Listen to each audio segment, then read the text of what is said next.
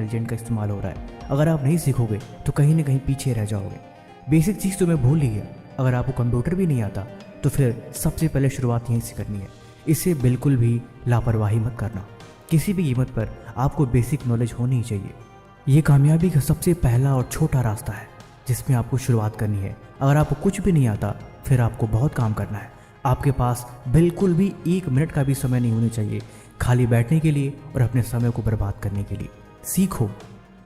Number 2, digital marketing और social media.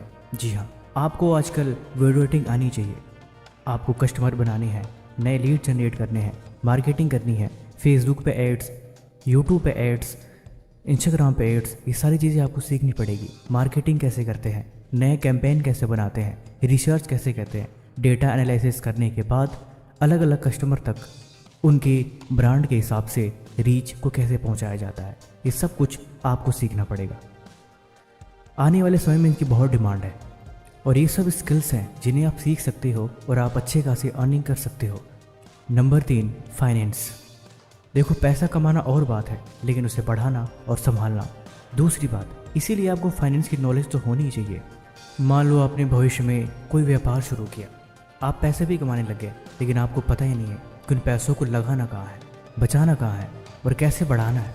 फिर तो पैसे धीरे धीरे खत्म हो जाएंगे और आप फिर से वैसे ही काम करते ही रहना पड़ेगा। पैसों का खेल ऐसा है कि आप इन्हें बचा के नहीं रख सकते। इन्वेस्टमेंट आपको सीखनी पड़ेगी। लेकिन अगर आपने फाइनेंस और इन्वेस्टिंग की समझ सीख ली तो आप अपने पैसों को काम पे लगा सकते हो। इसका मतलब ये है कि पैसा खुद आपके लिए काम करेगा और आपको ज़्यादा टेंशन लेने की ज़रूरत नहीं पड़ेगी। ये सब स्किल आपको सीखनी पड़ेगी। याद रखना, जो इन्वेस्टिंग सीख लेता है वो हमेशा आगे रहता है क्योंकि उसका पैसा उसके साथ काम करता है। अमीर लोगों की ये सबसे बड़ी निशानी है, उनका पैसा हमेशा उसके लिए काम कर रहा होता है। अगला, सेल्स एंड परसुएशन स्किल्स।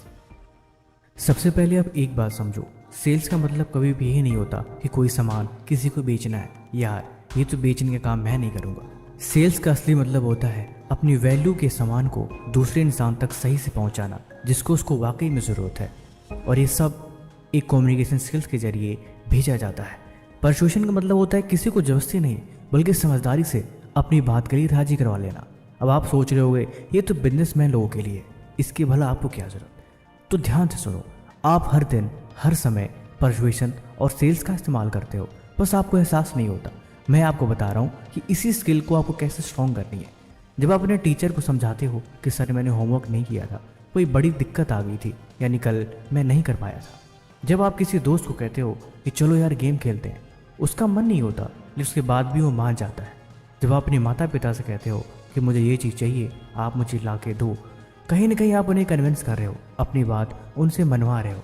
यही परसुएशन है। अब सोचो, जब आप यही स्किल सही तरीके से सीख जाते हो और आपको सेल्स आ जाती है तो आप दुनिया से, लोगों से उनके ज़रूरत की चीज़ें उन्हें कन्विंस करके बेच सकते हो। और ये एक कमाल की स्किल है। बात करना सीख जाओ, उन्हें समझाना सीख जाओ, उनकी ज़रूरत को पहचाना सीख जाओ।